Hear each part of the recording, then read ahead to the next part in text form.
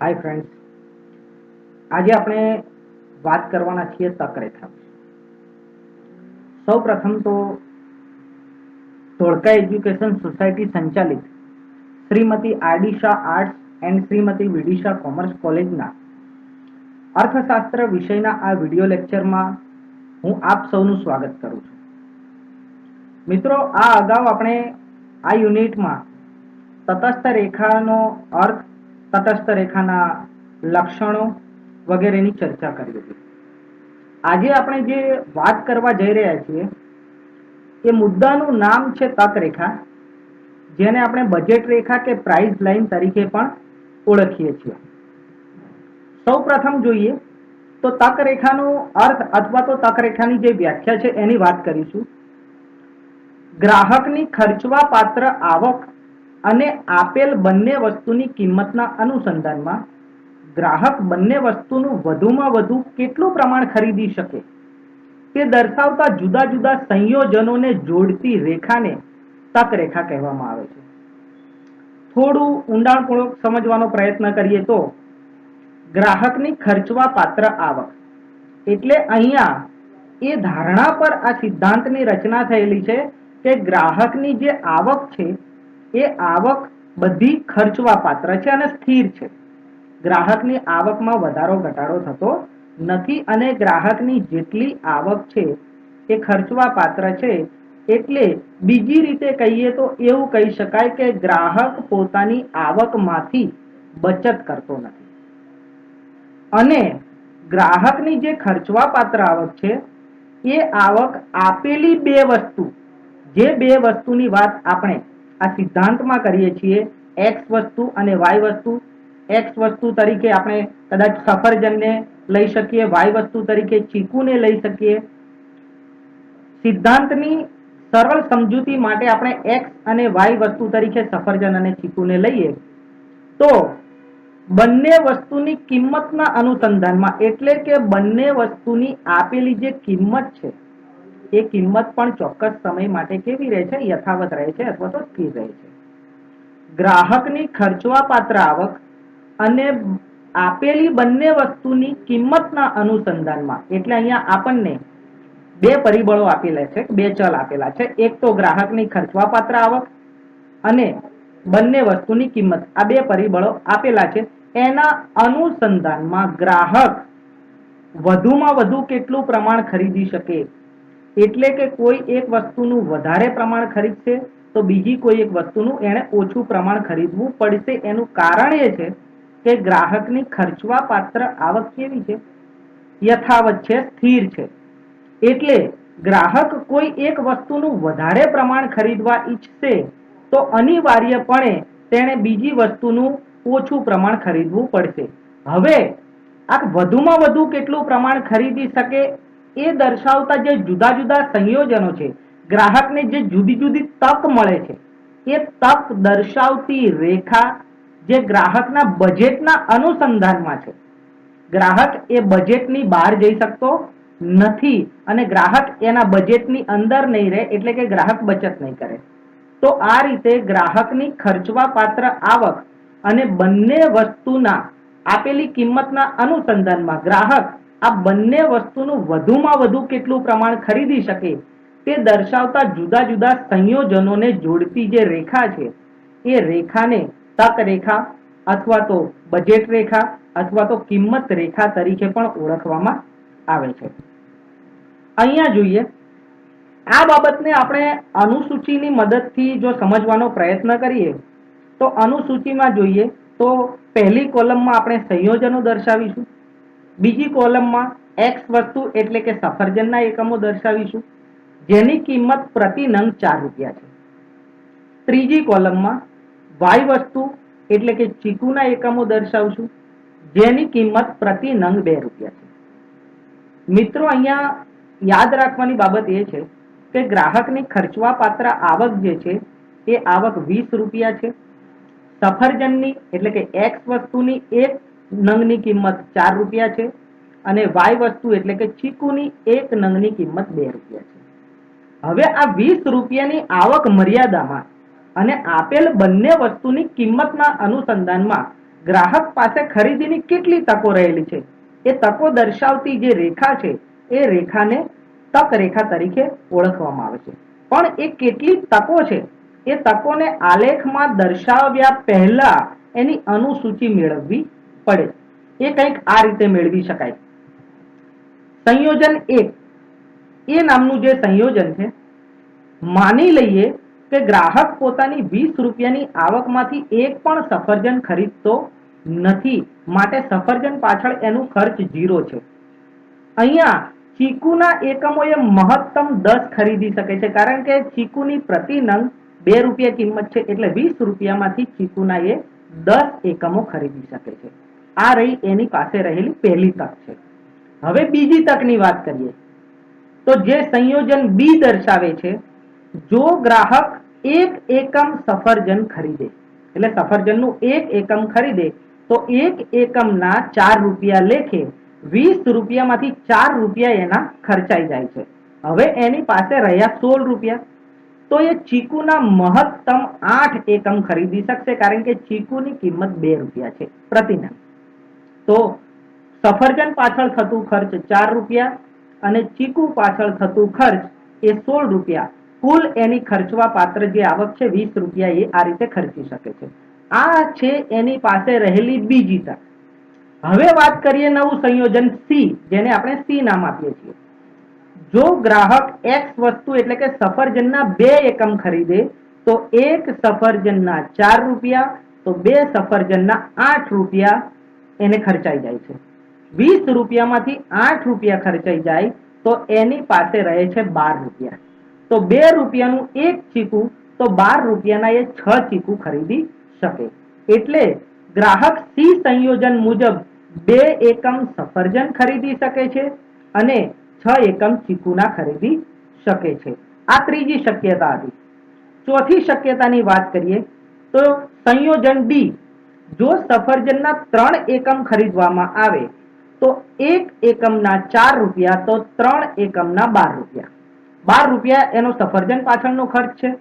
હવે એની પાસે વધે છે 8 રૂપિયા, તો એ ચીકુના 4 એકમ ખરીદી શકશે, કારણ કે ચીકુની પ્રતિ એકમ 2 રૂપિયા કિંમત છે. અહીંયા એની 20 રૂપિયા ખર્ચવા પાત્ર આવક પૂર્ણ થાય છે. હવે વાત કરીએ સંયોજન ઈ ની. જો એ સફરજનના 4 એકમ ખરીદશે તો સફરજન પાછળ એનું ખર્ચ 16 રૂપિયા થશે. હવે એની પાસે 20 રૂપિયામાંથી બચ્યા 4 રૂપિયા, તો એ ચીકુના 2 એકમ ખરીદશે. જો એ સફરજનના 5 એકમ ખરીદી લેશે તો એક સફરજનના 4 રૂપિયા તો 5 સફરજનના 20 રૂપિયા એની પાસે ચીકુ ખરીદવા માટેનો ઓપ્શન રહેતો નથી. અહીંયા આપણે કહી શકીએ કે ગ્રાહક પોતાની 20 રૂપિયાની આવકમાંથી 0 સફરજન અને 10 ચીકુ ખરીદી શકે, અથવા 1 સફરજન અને 8 ચીકુ ખરીદી શકે, અથવા 2 સફરજન અને 6 ચીકુ ખરીદી શકે, અથવા 3 સફરજન અને 4 ચીકુ ખરીદી શકે, અથવા 4 સફરજન અને 2 ચીકુ ખરીદી શકે, અથવા 5 સફરજન અને 0 ચીકુ ખરીદી શકે. તો અહીંયા બે વસ્તુની જે કિંમત આપેલી છે અને ગ્રાહકની 20 રૂપિયા ખર્ચવા પાત્ર આવક આપેલી છે, તો એને ખરીદી માટે એ બી સી ડી ઈ અને એફ આટલી તકો પ્રાપ્ત થાય છે. અને આલેખમાં આ તકોને જોડતી જે રેખા છે એ રેખાને તક રેખા તરીકે આપણે ઓળખી શકીએ. તો મિત્રો, જે અનુસૂચિ આપણને પ્રાપ્ત થાય છે, એ બી સી ડી ઈ અને એફ જે સંયોજનો આપણને પ્રાપ્ત થાય છે, એ સંયોજનો પ્રમાણે આડી ધરી એક્સ ઉપર આપણે સફરજનના એકમો દર્શાવીએ અને ઊભી ધરી વાય ઉપર આપણે ચીકુના એકમ દર્શાવીએ, અને આપણને જે જુદા જુદા સંયોજનો મળે છે એ સંયોજનોને આલેખ ઉપર બિંદુઓ મેળવી અને એ બિંદુને જોડતા આપણે એક જે રેખા પ્રાપ્ત થાય છે, જે લાલ કલરની આપણે રેખા જોઈ શકીએ છીએ, એ રેખા આપણને તક રેખા તરીકે આપણે એને ઓળખી શકીએ. ગ્રાહક આ તક રેખાની અંદરનું કોઈ બિંદુ નહીં ખરીદે, કારણ કે ગ્રાહક બચત કરતો નથી. ગ્રાહક આ તક રેખાની બહારનું કોઈ બિંદુ નહીં ખરીદી શકે, કારણ કે એ એના બજેટની બહારની વસ્તુ છે. એની પાસે માત્ર 20 રૂપિયા ખર્ચવા પાત્ર આવક છે, માટે ગ્રાહક આ તક રેખા ઉપરનું કોઈ પણ બિંદુ ખરીદી શકે છે. તો આ રીતે આપણે અનુસૂચિ અને આકૃતિની મદદથી આપણે તક રેખાને સમજાવી શકીએ. હવે વાત કરીએ કે તક રેખામાં પરિવર્તન ક્યારે થાય. તો તક રેખા એ તો આપણે સમજ્યા કે ગ્રાહકની ખર્ચવા પાત્ર આવક અને આપેલ બંને વસ્તુની કિંમતના અનુસંધાનમાં ગ્રાહક બંને વસ્તુનું વધુમાં વધુ કેટલું પ્રમાણ ખરીદી શકે છે તે દર્શાવતા જુદા જુદા સંયોજનોને જોડતી રેખાને તક રેખા કહેવામાં આવે છે. હવે આ જે તક રેખા છે એ સ્થિતિ ચુસ્ત અથવા તો જડ નથી, પરંતુ આ તક રેખા પરિવર્તનશીલ છે. પણ એમાં પરિવર્તન ક્યારે થાય છે, કેવા સંજોગોમાં થાય છે અને એને શું કહેવાય? તો તક રેખામાં બે રીતે પરિવર્તન થાય છે. નંબર 1 સ્થાન પરિવર્તન અને નંબર 2 ઢાળ પરિવર્તન. તક રેખા જ્યારે પોતાના સ્થાનેથી અન્ય સ્થાને પ્રયાણ કરે તો તેને સ્થાન પરિવર્તન તરીકે ઓળખવામાં આવે છે. તક રેખા જ્યારે પોતાના ઢાળમાં પરિવર્તન કરે તો તેને તક રેખાનું ઢાળ પરિવર્તન તરીકે ઓળખવામાં આવે છે. હવે આ સ્થાન પરિવર્તન ક્યારે થાય અને ઢાળ પરિવર્તન ક્યારે થાય એને જો આપણે સમજીએ તો જ્યારે ગ્રાહકની ખર્ચવા પાત્ર આવકમાં પરિવર્તન થાય ત્યારે તક રેખા પોતાનું સ્થાન બદલે છે.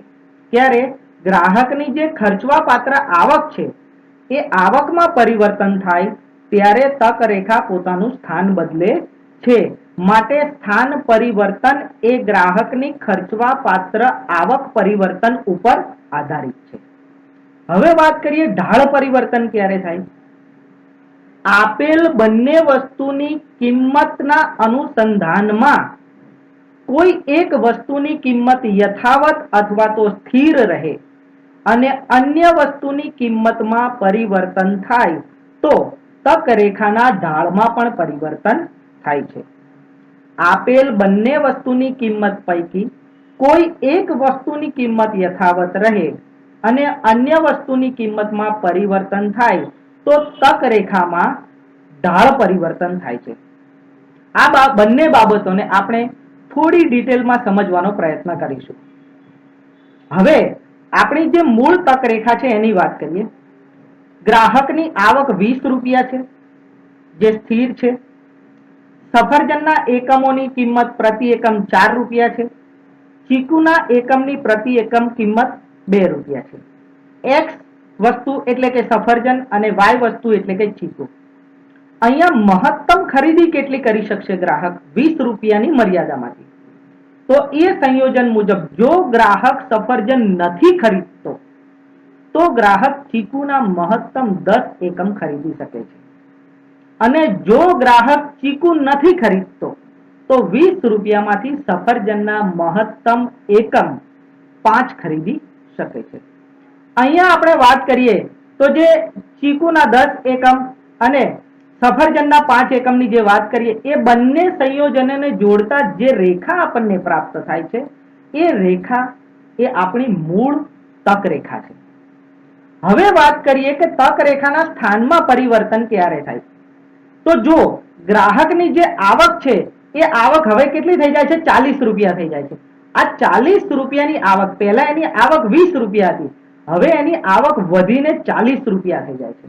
અહીંયા બંને વસ્તુની જે કિંમત છે એ કિંમતમાં કોઈ પણ પ્રકારનું પરિવર્તન થતું નથી. હજુ પણ સફરજન એટલે કે એક્સ વસ્તુની કિંમત પ્રતિ નંગ 4 રૂપિયા છે અને વાય વસ્તુની કિંમત પ્રતિ નંગ 2 રૂપિયા છે. પણ આવક 20 રૂપિયાથી વધીને 40 રૂપિયા છે.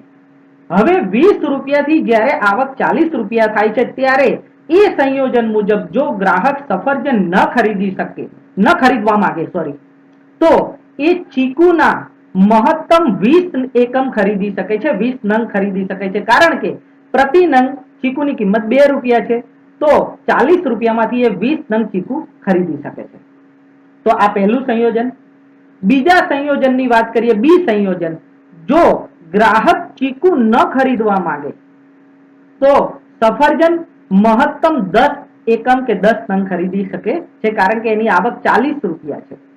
પહેલા એ ઓછા સફરજન ખરીદી શકતો હતો, 5 એકમ સફરજન ખરીદી શકતો હતો, હવે 10 એકમ સફરજન ખરીદી શકે છે. પહેલા એ મહત્તમ 10 એકમ ચીકુ ખરીદી શકતો હતો, હવે એ મહત્તમ 20 એકમ ચીકુ ખરીદી શકે છે. એટલે અહીંયા જ્યારે આવકમાં વધારો થાય છે ત્યારે ગ્રાહકની ખરીદ શક્તિમાં પણ વધારો થાય છે અને ગ્રાહક પહેલા કરતા વધારે વસ્તુ ખરીદી શકે છે. જે બાબતને આ રીતે આપણે દર્શાવી શકીએ. જ્યારે આવક ઓછી છે ત્યારે ગ્રાહક ઓછી ખરીદી કરી શકે છે. જ્યારે આવક વધે છે ત્યારે ગ્રાહક વધારે ખરીદી કરી શકે છે અને ગ્રાહકની આવકમાં 20 રૂપિયાથી વધારો થઈને જ્યારે 40 રૂપિયા થાય છે ત્યારે નવી તક રેખા જૂની તક રેખાને પેરેલલ ઉપરની દિશામાં આપણને જોવા મળે છે, જે તક રેખાનું સ્થાન પરિવર્તન કહેવાય. અહીં તક રેખા પોતાનું જૂનું સ્થાન છોડીને નવા સ્થાને જાય છે. હવે આગળની વાત કરીએ. જો ગ્રાહકની આવક ઘટી જાય અને ગ્રાહકની આવક ઘટીને 10 રૂપિયા થઈ જાય તો જ્યારે પહેલા ગ્રાહકની આવક 20 રૂપિયા હતી ત્યારે આપણને જે તક રેખા પ્રાપ્ત થઈ એ તક રેખા લાલ કલરની આપણને મૂળ તક રેખા મળી હતી. હવે ગ્રાહકની આવક વધીને 40 રૂપિયા થાય છે ત્યારે એક લીલા કલરની નવી તક રેખા આપણને પ્રાપ્ત થાય છે. હવે જો ગ્રાહકની આવક ઘટી જાય અને 10 રૂપિયા થઈ જાય તો એ સંયોજન મુજબ જો એ સફરજન ન ખરીદીએ તો ચીકુના મહત્તમ 5 એકમ જ ખરીદી શકશે 2 રૂપિયા લેખે, અને બી સંયોજન મુજબ જો એ ચીકુ ન ખરીદે તો સફરજનના મહત્તમ એ 2.5 એકમ ખરીદી શકશે અને એક નવી તક રેખા અસ્તિત્વમાં આવશે આ બંને સંયોજનોને જોડતા, જે મૂળ તક રેખા કરતા નીચે છે. એટલે આપણે એવું કહી શકીએ કે જ્યારે ગ્રાહકની આવકમાં એટલે કે ખર્ચવા પાત્ર આવકમાં વધારો થાય છે ત્યારે તક રેખા પોતાનું સ્થાન બદલે છે ને ઉપરની દિશામાં જાય છે. જ્યારે ગ્રાહકની ખર્ચવા પાત્ર આવક ઘટે છે ત્યારે તક રેખા પોતાનું સ્થાન બદલી અને એ તક રેખા નીચેની દિશામાં આવે છે. આમ આવક પરિવર્તન થતા તક રેખામાં સ્થાન પરિવર્તન થાય છે. તો અત્યાર સુધી આપણે જે વાત કરી એમાં આપેલ બંને ચીજ વસ્તુની કિંમતમાં કોઈ પણ પ્રકારનું પરિવર્તન થતું નહોતું, માત્ર આવકમાં પરિવર્તન થતું હતું અને એને કારણે તક રેખાના સ્થાનમાં પરિવર્તન થતું હતું. હવે વાત કરીએ કે ગ્રાહકની આવક જે 20 રૂપિયા ખર્ચવા પાત્ર આવક છે એ યથાવત રહે છે, પરંતુ આપેલી બંને વસ્તુ પૈકી કોઈ એક વસ્તુની કિંમતમાં પરિવર્તન થાય તો તક રેખાના ઢાળમાં પરિવર્તન થાય છે. અહીંયા જોઈએ, સફરજનની કિંમત પહેલા 4 રૂપિયા હતી અને ચીકુની કિંમત 2 રૂપિયા હતી. હવે જો ચીકુની કિંમત યથાવત રહે અને સફરજનની કિંમત 4 રૂપિયાથી ઘટીને 2 રૂપિયા થાય તો તક રેખા કઈ દિશામાં પોતાનું ઢાળ પરિવર્તન કરે છે એ સમજવાનો આપણે પ્રયત્ન કરીએ. જો સફરજનની કિંમત 4 રૂપિયાથી ઘટીને 2 રૂપિયા થાય તો એ સંયોજન મુજબ 20 રૂપિયાની ખર્ચવા પાત્ર આવકમાંથી 2 રૂપિયા લેખે જો ગ્રાહક સફરજન નથી ખરીદતો તો ચીકુના મહત્તમ 10 એકમ ખરીદી શકે છે. બી સંયોજન મુજબ જો ગ્રાહક ચીકુ નથી ખરીદતો તો સફરજનના પ્રતિ એકમ 2 રૂપિયા, જે પહેલા 4 રૂપિયા હતા અને હવે એ 2 રૂપિયા છે, તો 4 રૂપિયા હતા ત્યારે 5 એકમ ખરીદી શકતો હતો, પરંતુ સફરજનની કિંમત ઘટે છે, એની કિંમત 2 રૂપિયા થાય છે, તો 20 રૂપિયાની આવક મર્યાદામાં એ સફરજનના પહેલા 5 ને બદલે હવે 10 એકમ ખરીદી શકે છે. આ બાબતને આકૃતિમાં જોઈએ તો જે લાલ કલરની જે તક રેખા આપણને જે દેખાય છે આપણી મૂળ તક રેખા, જ્યારે કિંમતો અને આવક યથાવત હતી ત્યારે. હવે સફરજનની કિંમત ઘટે છે માટે સફરજનની ખરીદી કે માંગ વધે છે, જે આપણે જોઈ શકીએ કે મૂળ તક રેખા પોતાના ઢાળમાં પરિવર્તન કરે છે. પહેલા સફરજનના 5 એકમો ખરીદી શકાતા હતા, હવે સફરજનના 10 એકમ એ ખરીદી શકે છે. આ બાબતને તક રેખાના ઢાળમાં પરિવર્તન થયું કહેવાય, કારણ કે આ ઢાળ પરિવર્તન એટલા માટે છે કે ચીકુની કિંમત યથાવત હોવાથી ચીકુની જે તક રેખા છે, ચીકુના એ બાજુ જે તક રેખાનું બિંદુ છે એમાં પરિવર્તન થતું નથી, માત્ર સફરજનની કિંમત ઘટવાથી સફરજનની માંગમાં વધારો થાય છે. હવે સફરજનની મૂળ કિંમત 4 રૂપિયાને બદલે 8 રૂપિયા થઈ જાય તો આવક તો 20 રૂપિયા છે, એ અનુસંધાનમાં આપણે સમજીએ. અહીં ચીકુની કિંમત 2 રૂપિયા હતી ને યથાવત છે.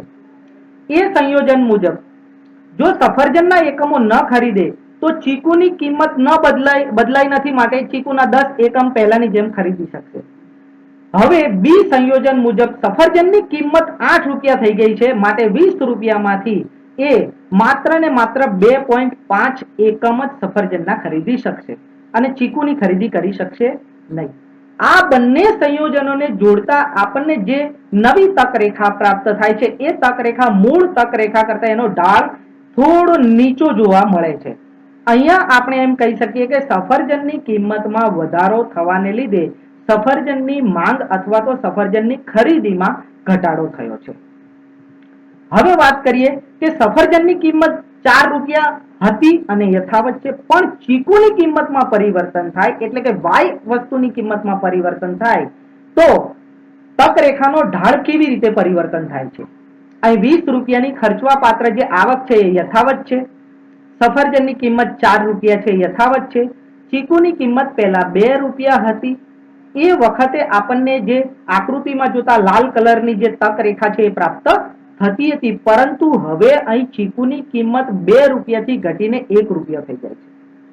તો એ સંયોજન મુજબ જો સફરજનની ખરીદી ન કરે ગ્રાહક અને પોતાનું તમામ નાણું ચીકુ પાછળ ખર્ચે તો 1 રૂપિયા લેખે 20 રૂપિયાની આવક મર્યાદામાં એ ચીકુના મહત્તમ 20 એકમ ખરીદી શકે છે.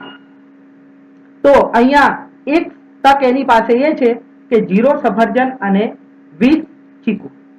બીજી તક એ રહેલી છે કે જો ચીકુની ખરીદી ન કરે તો સફરજનના મહત્તમ 5 એકમ ખરીદી શકે છે.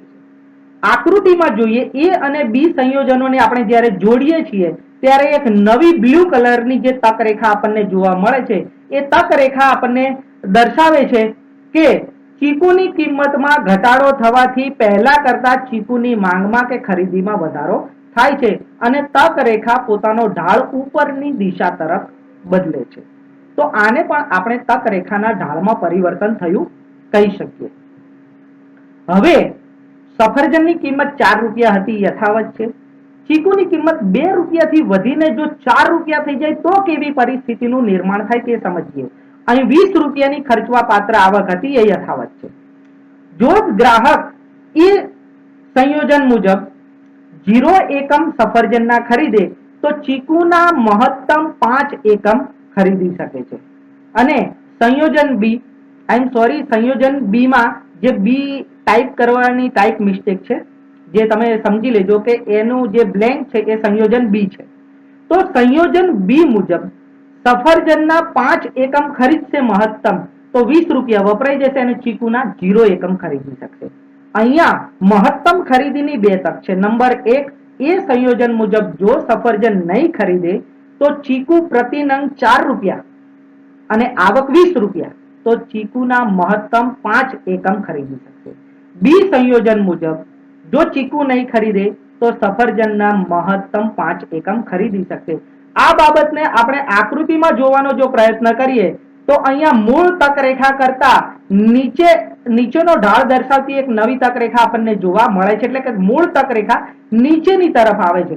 આ બાબત એ વસ્તુ તરફ દિશા નિર્દેશ કરે છે કે ચીકુની કિંમતમાં વધારો થાય છે તેમ ચીકુની ખરીદીમાં ઘટાડો થાય છે, એટલે તકરેખા પોતાનો ઢાળ બદલીને નીચેની તરફ આવે છે. અત્યાર સુધી આપણે જે તકરેખાઓ સમજ્યા એને આ રીતે રજૂ કરી શકાય. આકૃતિમાં જે લાલ કલરની તકરેખા છે એ મૂળ તકરેખા છે. 20 રૂપિયાની ખર્ચવા પાત્ર આવક, સફરજન એટલે કે એક્સ વસ્તુની 4 રૂપિયા કિંમત, ચીકુ એટલે કે વાય વસ્તુની 2 રૂપિયા કિંમત. જે ઉપરની દિશામાં લીલા કલરની તકરેખા આપણને જે મળે છે અને જે નીચેની દિશામાં લીલા કલરની તકરેખા મળે છે એ ગ્રાહકની ખર્ચવા પાત્ર આવકમાં પરિવર્તન થવાને લીધે તકરેખામાં જે સ્થાન પરિવર્તન થાય છે એ દર્શાવે છે.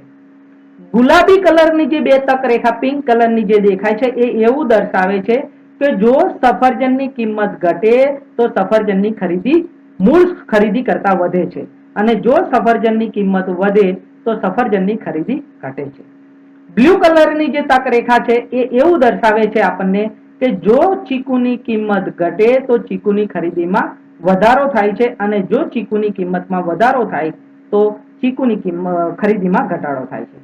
તો મિત્રો અત્યારે આપણે આ વિડિયો લેક્ચરમાં તકરેખાના તકરેખા એટલે શું છે, એની વ્યાખ્યા, એની અનુસૂચિ, એની આકૃતિ, એમાં સ્થાન પરિવર્તન અને એમાં ઢાળ પરિવર્તનની જે ચર્ચાઓ કરી, એ ચર્ચાઓ આપના શૈક્ષણિક અભ્યાસક્રમમાં આપ લોકોને ક્યાંક ને ક્યાંક મદદરૂપ થાય એવી શુભચિંતન સાથે આજનો વિડિયો લેક્ચર આપણે અહીંયા સમાપ્ત કરીએ છીએ. તટસ્થ રેખાનો અર્થ, એના લક્ષણો, આ માટેના જે વિડિયો લેક્ચર છે એની લિંક આ લેક્ચરના ડિસ્ક્રિપ્શન બોક્સમાં મૂકેલી છે. તો આપ સૌ અમારી ચેનલ જોતા રહો. જો આપને આ વિડિયો પસંદ આવે તો લાઈક, શેર અને સબસ્ક્રાઇબ કરવાનું ન ભૂલશો. ધન્યવાદ.